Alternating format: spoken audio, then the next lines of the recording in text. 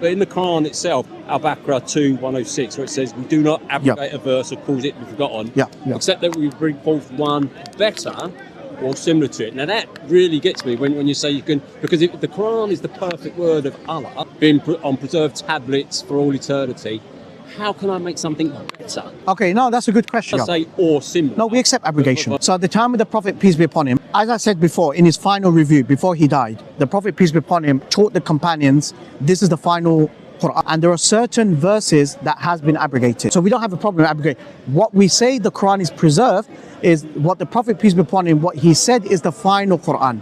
That's been preserved. But some of those abrogated verses are not in the Quran. So what's the one that's in heaven on guarded tablets? Is that the abrogated one, or I don't know about that. Right. Yeah, that's a good question. I don't know. I don't know. Because I don't obviously know. Allah's revealing something to Muhammad as perfection. Yes. But then in that perfection of this thing that's been guarded for all eternity, those bits are actually not perfect. Yeah. So to me, that's one of the things that gives me a little bit of an issue with. I'll be honest with you, I don't know. But what I would say that I don't see that's relevant to the preservation of the Quran. Well, if your part of your claim of preservation of the Quran is not only preserved by what you say, it's actually Allah had it on guarded tablets for all eternity, waiting to reveal it to His Prophet. Okay. And then He changes it for something better. That would say, well, was the original Quran He gave Muhammad deficient in some way? No.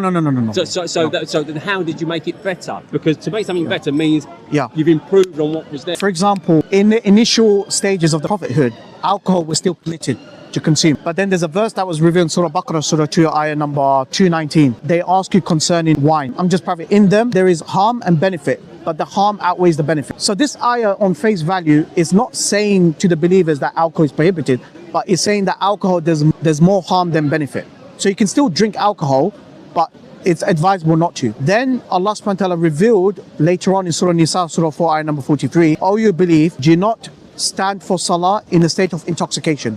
Meaning that once the 5 prayers was legislated, you are not allowed to approach prayer in a state of intoxication. So again, drinking is still permissible, but in times of prayer, you can't drink. So now Allah is making the rules stricter. And then when Allah subhanahu wa ta'ala sees that the companions, their faith has increased and is strong, Allah sees that this is the best time for the companions to give up alcohol. So Surah 5, ayah 90. Ya ayyuhalladhina amanu. Oh, you believe, indeed intoxicants and gambling, divinations and arrow are Satan's handiwork. Fajtanibuhu la'allakum tuflihun. So abstain from it that you may prosper. So it's like a rehabilitation. And we have the narration by Mother Aisha, may Allah be pleased with her. She said, had Allah prohibited wine, alcohol, and zina, the companions would not be able to give up. Be able to abstain. So it was done in stages. That's the wisdom of abrogation.